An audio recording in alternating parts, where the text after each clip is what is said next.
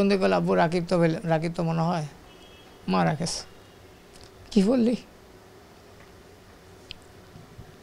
ভিতরে তুষারের মধ্যে জ্বলতে থাকে। একজন লোক কথা বললে একটু ভালো হয়, বরাবর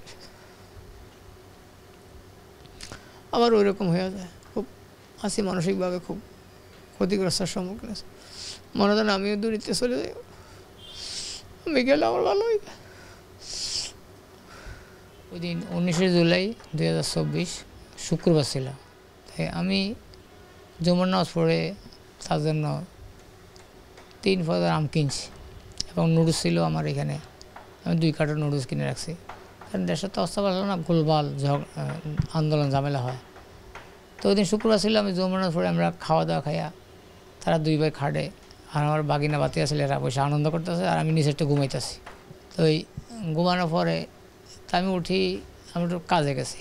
কাজ যাওয়ার পরে ওই দিন শুক্রবার দিলে আমাদের অবশ্যই কাজ করতে হয়েছে, যেহেতু দেশও একটু গোলমাল চলতেছে, তো কাজ করতে হয়েছে, অফিসের নির্দেশ মানতে হয়েছে, কারণ সেন অফ কমান্ড মানতে হয়। আমরা কাজ করতে গেলাম। তা আমি ছেলেরে বললাম যে আবু তুই যাইস না। তা আমি আসলে 5টা বাজু আমি বাসায় 5:15 বাসায় আসছি। আমি মাসের নাচ পড়ে বাসায় আসছি, সে বাসায় ছিল, যাই নাই। তা আমি বলছি বাসার তো বাইরেছিস না, রাস্তাঘাটের অবস্থা খুব খারাপ, তুই বাসার তো বাইরেছিস না। সে গেছে, এখানে একটা মাঠ আছে, এখানে এই মাঠে গেছে সে খেলতে। মাঠে খেলতে গেছে, এখানে ওই বাচ্চা খেলছে, ও আবার বাচ্চা বল খেলার খুব মনোযোগী ছিল। তো সে বল খেলতে গিয়ে হট করে এদের ওইখানে মোহাম্মদপুর ক্লাবের পাশে একটা মাঠ আছে, সে সেখানে নাকি চলে গেছে। আমি কিন্তু জানি না, আমি কিন্তু সে যে এখান থেকে খেলে ওইখানে গেছে তাও আমি জানতাম না। আমি নিশ্চিত আছি সে বাসায় আছে। তো আজান দিছে, আজান দিলে আসন দিয়ে আমি নামাজ পড়ে ঘরে আসছি।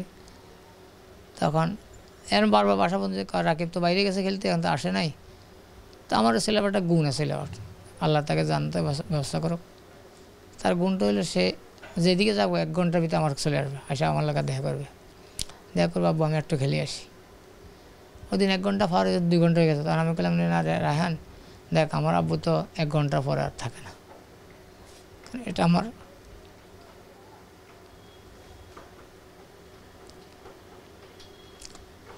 ছেলে বাইর হয়েছে। বাইর হইয়া আমাকে ফোন দিয়ে বলে আব্বু রাকিব তো মনে হয় মারা গেছে। কী বললি? তখন মনে আকাশ আমার মাথার পড়লো। রাস্তাঘাট প্রচণ্ড, তখন এসার নামাজ পড়ে আমি ঘরে আসছি। আমি এখান দিয়ে এই মাঠ ওই টাউনওয়ালা মাঠ সব ঘুরে আসছি, সব ঘুরে কোনো মাঠে দেখিনি না। এখন দেখো ভাবলাম দৌড়াদৌড়ি কোন ফাঁকে ফড়ি রয়েছে, আই বাবা তো যাক। ছেলে বললো এই বাবার রাকিব বনা মারা গেছে। আমি আবার কিছু বাজার আনছিলাম, রেডি করতেছি। এরপরে ছেলে বললো আবু রাকিব তো মনে মারা গেছে। কী বললে দৌড় দিয়ে সব পালাতে আবার গেলাম, যাই দিয়ে ওই ভিডিও দেখাইলে একজনে, এই দেখে আপনার ছেলে নেই। ওর মনে করতেছে আমার ছেলে তো দেখা যায়, ও খেলার আবার জামা খেলার জার্সি পরে, সেবার খেলার গায়ে জার্সি বানাইছে, সে নিজে বানাইছে, আমি ওর টাকা দিতাম, ও নিজে হলে বানাইতো। নিজের ছোটো জ্ঞান ছিল, ভালো, খুব বুদ্ধিমত্তা ছিল। ভিতরে তুষারের মধ্যে জ্বলতে থাকে। একজন লোক কথা বললে একটু ভালো হয়, বরাবর আবার ওই রকম হয়ে যায়। খুব হাসি, মানসিকভাবে খুব ক্ষতিগ্রস্তের সম্মুখীন আছে।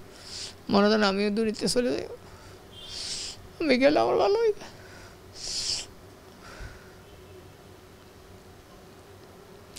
এই অবস্থায় আছি, একবার যে সুখে আছি তা না, কিন্তু আমি এখন যা বুঝলাম, একটা সন্তানের মূল্য সারা পৃথিবী যদি আপনি কোটি কোটি কার বিক্রি করেন, একটা সন্তানের মূল্য হবে না। সারা পৃথিবী যদি বিক্রি করে আপনি কয়েকবার বিক্রি আপনাকে টাকা দেয়, তার মনে হয় একটা সন্তানের মূল্য হবে না। এত কঠিন সন্তানের ভয়াবহতা। যাকে ক্ষমতা আসার দরকার, থাকার দরকার, ক্ষমতা থাকবে, নিয়ম মোতাবেক থাকবে, আমাদের তাবিতে নেই। আমার লোক কারো শত্রুতা আমিও নেই। অতীতও ছিল না, ভবিষ্যতেও দরকার মনে করি না, কারণ আমরা কাজ করি ভাত খাই। আমাদের কাজে না গেলে, কাজের টাকা না আসলে, কাজে করি টাকা না আসলে আর আমাদের হাঁড়ি ভাতিল চলে না। তো আমরা কাজ করি, ইনকাম করি, যেন আমরা কাজে করে খেতে হবে, তাহলে আমার তো আর রাজনীতি করার দরকার মনে করি না। ভোটের সময় যারা ভালো লাগে দিলাম, নাহলে না আগে দিলাম, সেটা হলো আলাদা। এইভাবে কোনো ব্যক্তি, কোনো দল, কোনো জাতি যেন এইভাবে সাধারণ জনগণের চেপে পড়ে হাজার হাজার মায়ের কোল খালি হয়, এটা খুব দুঃখজনক বিষয়। আমার ছেলেটা আল্লাহ তাকে মনে হয় নিজ হাতে তার এত মেধা দিছে, এত জ্ঞান তাকে লাগে। আমি আমার তো বেশি জ্ঞানে ছিল, আমি যে এই বৃদ্ধ বয়স এখনও মনে হয় আমার তো সে বেশি বুঝতো। আবার আপনি কি বলবেন সে অটোমেটিক মনে বুঝে ফেলাইতো। মানে আল্লাহ পাকে এত মেধা তাকে দিয়েছে, এত তীক্ষ্ণ মেধা দেন, এই অতিরিক্ত নলেজ ছিল খুব বেশি। মানে আপনি বলবেন মনে হয় সে বুঝে ফেলাইছে, আপনি কী বলবেন সে বুঝতে পারবে, এমন তার ধারণা ছিল। আমি দেখতাম তার মারলে আমি বলতাম ছেলে তো জ্ঞান বুদ্ধি ভালো আছেন, বাকি আল্লাহর ইচ্ছা। গেছে ছোটো মানুষ তো হয়তো আন্দোলনের কিছু বুঝে না, তো ছোটো, তার তো আন্দোলন দরকার নাই। সে কি চাকরির দরকার? একটা 11 বছর বা 12 বছর বয়স আছে, কী দরকার তার দরকার হলে এখন খাবে, ঘুমাবে, এই আনন্দ করবে। এ তো আন্দোলনের ছেলেও না। লাস্ট আমার একদিন বলতে একটা বল কিনে দেন, তা আমি কইলাম যে আসলে বল কিনে দেবো তোর, কারণ 2-2.5 টাকা বলের দাম, এই মুহূর্তে টাকাও শর্ট, তো তোর বল দিমো ওটা বললে রাস্তাঘাট তো মোট গরম, তো এই জন্য ঠান্ডা হয়ে গেলে বলটা কিনে দেবো। আবার একটা কিনে দিছি, ওটা ওই খেলে নষ্ট করে ফেলাইছে। ও তো বল খেলার মতো খুব শখ বেশি, তো আমি তো জানি বাচ্চা মানুষ খেলবে, নষ্ট হবে এই আর কি। সরকার থেকে আমাদেরকে 30 লাখ টাকা একটা প্রতিশ্রুতি দিছে, এখানে 10 লাখ টাকার একটা অনুদান আসছে আমাদের কাছে। ওটা তো আবার ওই সিস্টেম অনুদান বলতে টাকা আসে না, আপনার ওই একটা চেক সিস্টেম ডকুমেন্ট দিয়েছে, ওই 10 লাখ টাকা, ওটা ওই মাসে যেটা লভ্যাংশ ওটা আসে অ্যাকাউন্টে, ওই টাকা আসে, এগুলো আসছে। আর এমনি বিভিন্ন সংগঠন ওরা যেন বিএনপি আছে, জামাত আছে, সব দলেরা কিছু কিছু মহকে কিছু সহযোগিতা করে, আসে যায়, খোঁজখবর লয়। বলবো না যে কেউ খোঁজখবর লয় না, এটা হলো মিছা কথা। আসে যায়, আসলে কথা না, এখন যাদের চলে গেছে তারা বোঝে। এখন একজন ডাকে, বিএনপি ডাকে যাই, জামাত ইসলাম ডাকে যাই, 2 কথা বলে শুনি, গেলে যে টাকা দেয় এমন না, হয়তো নাস্তা পানি খাওয়া হয় বা কত সময় কাটে, আসলে মনটা তো ভালো না, একবার সময় কাটে। এই আর ছেলে চলে গেছে, এই যন্ত্রণা তো আমার যায় নাই, এরা আমার রয়ে গেছে।